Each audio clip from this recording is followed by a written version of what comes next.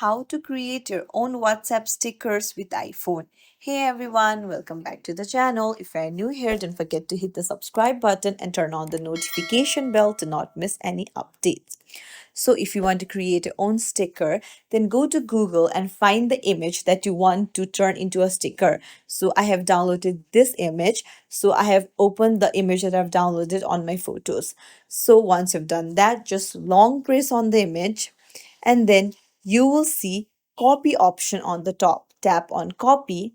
Now you just need to go to your WhatsApp chat and then on the message bar, long press and tap on paste. And you just have to tap on send. And there you go, you have created your own sticker on iPhone and you have sent it on WhatsApp. If you found this tutorial helpful, don't forget to like and subscribe to our channel for more tips and tricks. Thank you for watching. See you in the next video.